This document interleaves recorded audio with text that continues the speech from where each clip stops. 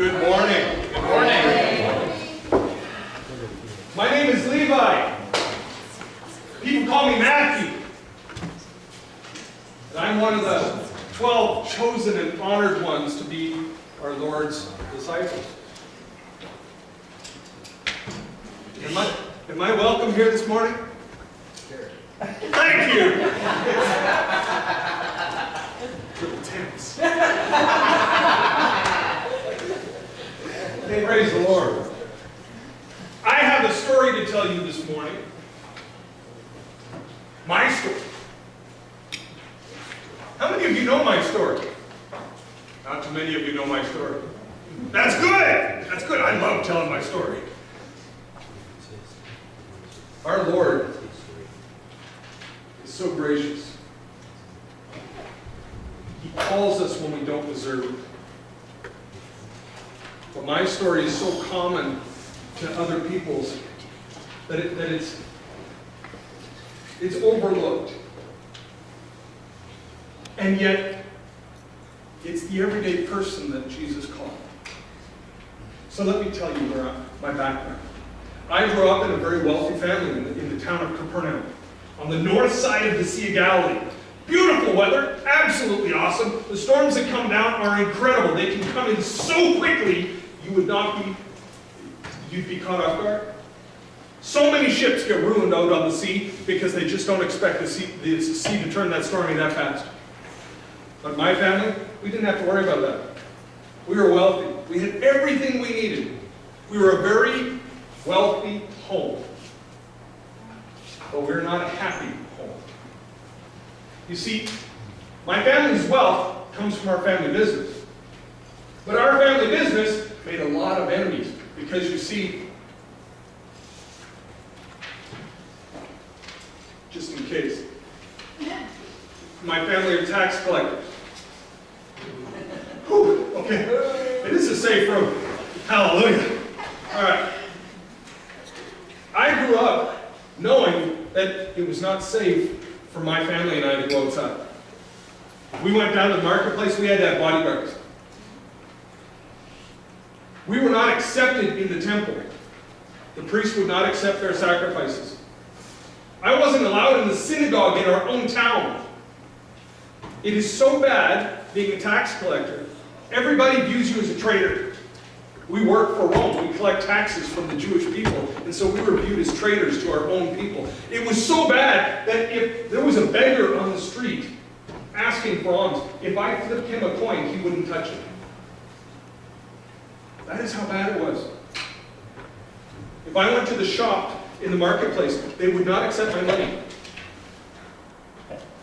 And this is what I grew up with. I did not have a lot of close friends when I was a kid. I was not allowed to go to the rabbinical school with other boys my age. We were rejected in every way. We were viewed as outcasts. We were viewed like lepers. People would actually scream unclean as we came by. The religious leaders, they called us, there were two categories of people of my type, sinners and tax collectors, and they were said with the same sneer. This is how I grew up. We faced people making fun of us and names being called every day of the week. People would look at us, people would spit on the ground. And as I grew older, grew into the family business and began collecting taxes myself, I began to realize that I had to harden myself against the people's attitudes, emotions. You see, they would come to my booth and they would look at me with hatred. They would reject you just from the fact that you sat in one of these booths. Have you ever felt totally rejected? That's what I lived with every day. I can remember one time when I was a kid, we went to the temple. Yes, we still went to the temple, even though the priest would not accept our sacrifices. It was still the religion of our fathers, and so we would go in respect. We wanted to follow God, not so much his priests. Because you see, they would yell unclean as we walked in. I can remember as a boy being a little bit of a troublemaker. This one priest came over and he was looking at my father and calling my father names and bringing down curses on my father. And so, being a kid, but knowing what was going on, I ran over and I tugged on his sleeve. He jumped back in shock because now I had made him unclean. I looked at him and I smiled. And I ran around and touched everything I possibly could. And then, with him screaming and yelling at me, I looked at him and I dared him to grab me and throw me out of the temple. I dare you to touch me. I dare you. And he wouldn't. All he would do is stand there kind of backing away, looking down his big honking nose and glaring at me. It was so much fun. I'm sorry. It was not the right thing to do.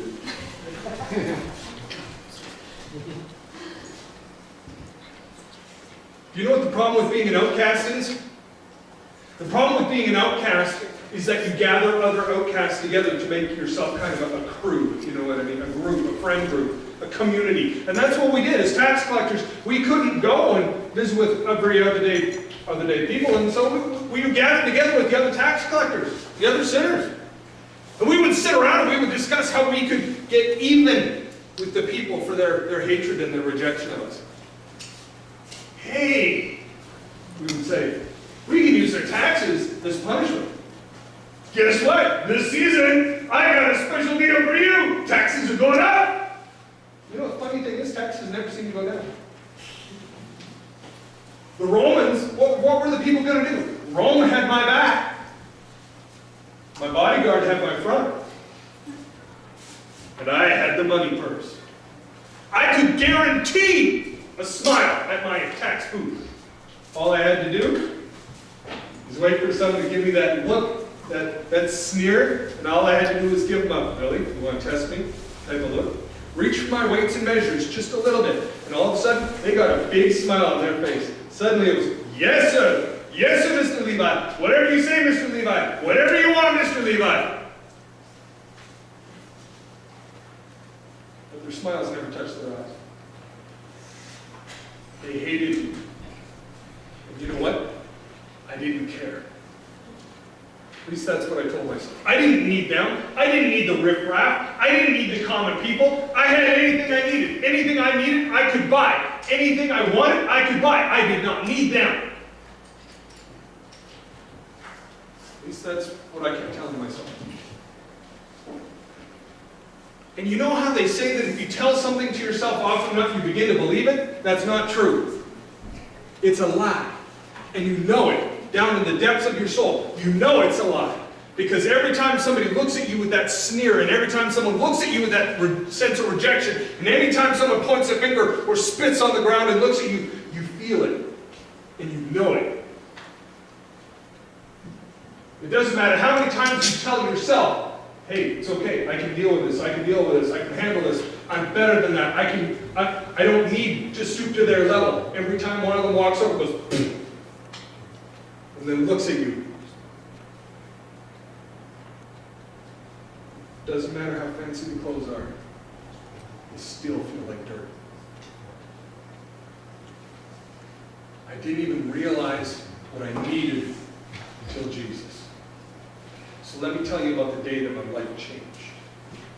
I was sitting in my tax booth just outside the gates of Capernaum. Beautiful spot for collecting taxes. Everybody has to go by you. It was perfect. I was raking in the money that day. I was making a killing. And I'd only jacked up the taxes by 2%. I was making a good deal. And then Jesus walked up. I knew who Jesus was. Anytime he came to Capernaum, he had this group of people around him. Now, you need to understand, Jesus is not taller or shorter than anyone else. He's just regular.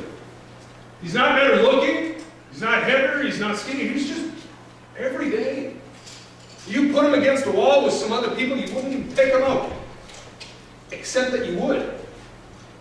You wouldn't pick him up. Because he always had this sense of purpose around him. You know those people that kind of walk, that wasn't Jesus. Jesus always knew exactly where he was going. He always had a purpose. He always had a group of people around him. And he always had this peace around him that just drew you in. That, and of course, the fact that it didn't matter where he went, the Pharisees, and the scribes, and the religious leaders got offended. And you know what? Anyone who offended them, I like. Call it a throwback, but I still like it. Jesus was walking out of the city that day. And these guys that were with him, they were talking excitedly and asking questions. Apparently, Jesus had healed this guy who was paralyzed, and everybody was asking him 100 questions at once. Jesus was laughing and smiling and joking, and they walked right past me. And I don't know, they might have gotten 10 yards down the road. And Jesus stopped. Now, here's the funny part. He stopped so suddenly that this other guy nearly walked right into him. I mean, it was funny. This big burly fisherman nearly bowled Jesus over. I got to know him later. His name is Peter. So much fun to say, hey, Peter, don't walk behind Jesus. Didn't matter where he never lived that one down. Never lived it down. John and I went off and joked later on, Peter did it. Didn't matter what it was, Peter did it. He's always to blame. He's kind of our scapegoat. But anyway, Jesus stopped in the middle of the road, and he got this funny look on his face. Like he was looking at something that no one else could see. He was kind of stopped there just staring off into space. But he wasn't daydreaming. You could see that he was thinking. It was weird.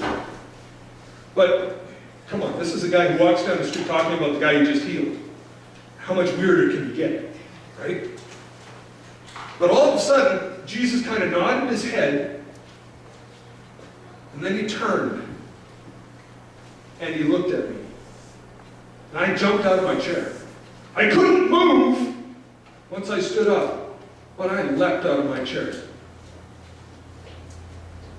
You need to understand, I don't just mean that Jesus glanced at me. No. He looked at me. He fixed me with his eyes, and I swear he was reading my soul. I didn't know if I was being looked at or judged in that moment. I felt like I was an inch tall and completely naked. It was very, very uncomfortable. And it was scary. I could not move. It felt like my very existence was up for question in that moment. It was the weirdest situation I've ever encountered in my life. And it was over in a moment. Well, I shouldn't say that. It felt like a year. But I'm sure it was only a moment. And then all of a sudden, Jesus got this look on his face. He was staring right at me. And then he smiled.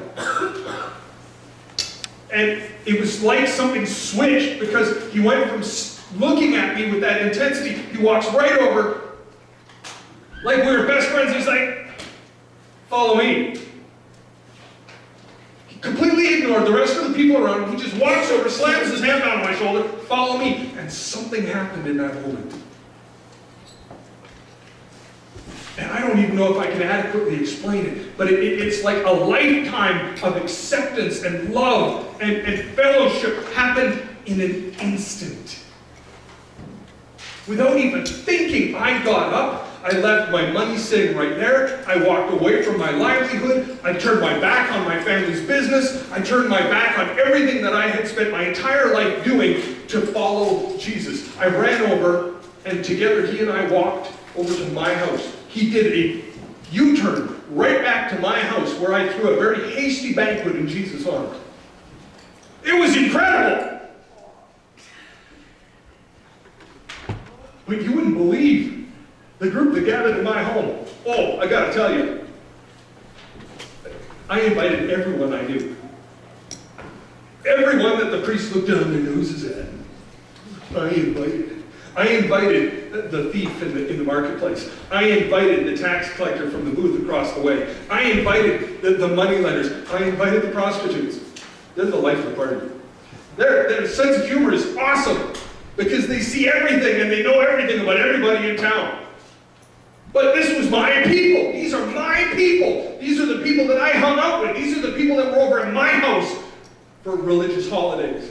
They were the people no one else wanted, and that's who we gathered together with. And so I invited them all back to my place because I wanted them to experience this incredible acceptance that I had just experienced. And do you know what happened? They did. They did. I brought in the lowest of the low, and Jesus embraced them like brothers and sisters. I could not believe it. There was this experience happening in my home that didn't even happen when it was just my own family. And the night was perfect. Until we could see them coming from down the road. These Pharisees with the big honking judgmental noses. Look, when you've been judged by them your whole life long, they do look like they're staring down big honking noses. They always walk, see the walk.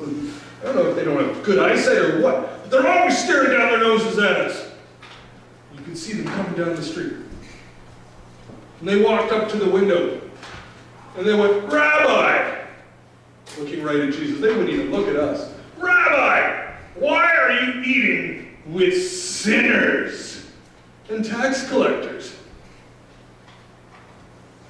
Normally I would have had them escorted away from my home. Picked up and carried so they had to deal with being unclean for a week. But Jesus, the way Jesus handled this one was perfect. He leaned back in his chair, put his arm around me and another moneylender. He said, "It's not the healthy that need a doctor, but the sick. I didn't come to call the righteous. I came to call the sinners." And this priest,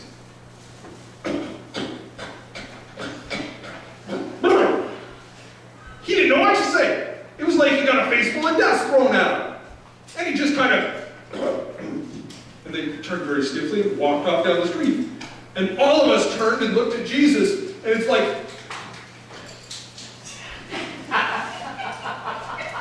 suddenly, all of my best friends, he was their best friend. It was perfect. We saw them being escorted away, and the thing that could have ruined the entire night became the thing that made the night. Because I'll tell you something, after that, there were an awful lot of those people that I called friends who started following Jesus too. And to this day, we still do. I'll tell you something, I never thought that 2 words could matter so much. Follow me. Really? But when you have faced an entire lifetime of people saying, "Get away from me. You're not good enough. You don't measure up. How dare you? Who do you think you are?" For someone to come along and put their hand on your shoulder and say, "I want you. You are good enough. I want you. I'm picking you." It made all the difference in the world. But you know what? My Savior is still accepting the outcast, the throwaway, the unwanted, the unloved, and the riffraff today. He calls the foolish because he wants to confound the wise. He calls the weak to show up the strong. He calls the humble to show up the proud. That's him. That's Jesus.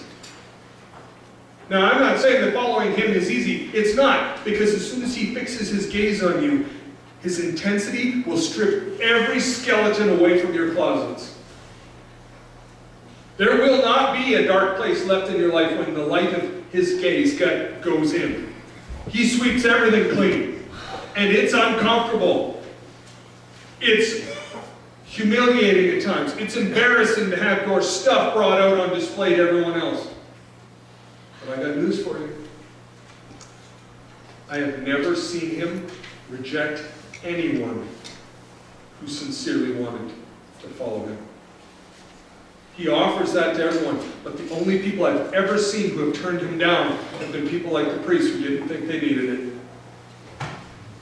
But if you have been rejected, if you have been an outcast, if you've been unwanted, if you've been in that part of society where someone has said, whoa, no, I don't want that, that doesn't measure up, that's from the wrong side of the road, That's from the wrong part of town. That's from the wrong section of society. If that's you, then you need Jesus because he wants you.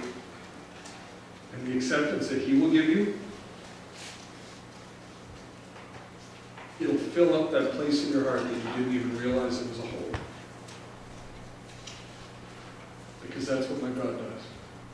That's what my Jesus does. That's what my Savior does. He calls the one that has a missing piece, that doesn't even realize they have a missing piece. And then he fills that missing piece, and he changes the person from the inside out. Because I'm not the same person that I was. I don't need to get even with them anymore. I don't need to show them up anymore. I don't feel their rejection anymore because I have now been accepted by somebody who matters a lot more. I think there's someone in this room today who needs that type of acceptance. Because everybody has a hole in their heart that only God can fill. And Jesus is the one who fills it. Can I get you to pray with me? Father, this morning, you know the holes in our heart. You know the experiences that we have. You know the times, Lord, that we have felt rejection. Our choices have put us in places where people have looked down on us. Our wealth have put us into places where people have sneered at us. Our gender has caused people to look down at us. Where we're from, how we speak, our height, our weight, all of these things people use to judge us, Lord. And you are the only one who genuinely accepts us for who we are and calls us when we are exactly the way we are and says, come to me, follow me, and I will do the changing in you. So Lord, today, fill the hole in our heart. If we're weak today, strengthen us. If we're sad today, give us joy. If we're struggling, give us hope. If we're floundering, give us purpose. But Father, if we're walking in a place that is dark, let us lean on the light of your gaze. Let us trust your arm to guide us safely. And fill the void in our heart, Father, with the acceptance that only you can bring. And if that's you this morning, if you're struggling with rejection, you need God's acceptance, call out to him right now. He will give it. If you're struggling with sin, cry out to him. Confess it. He will forgive it. If you're tired and weak, call out to him. He will give you strength. He said, ask, and it will be given. Seek, and you will find. Knock, and the door will be opened. My Jesus said, come to me, all you who are weary and heavy laden. I will give you rest. For my yoke is easy and my burden is light. If that's you this morning and you just need to cry out to Jesus, just slip your hand up this morning. I want to be able to pray for you. Amen. May God bless you. May he cover you. May he fill you to overflowing with such joy and acceptance and peace that others are drawn to you for the same reason. To you ladies in the room, happy Mother's Day. You are such a blessing to us. I do not think you realize how greatly appreciated you are and how much you matter to us. You have been an imprint and an impact on each one of our lives. Sometimes what you do is overlooked and taken for granted, but I want you to know that we see, and we know, and we appreciate the work that you do. And on those times that we don't see it, he does. Nothing escapes his notice. And your reward in heaven is great. Because whenever you even give a glass of water to one of the least of these, his servants, you do it for him. Happy Mother's Day. God bless you. Have a great day.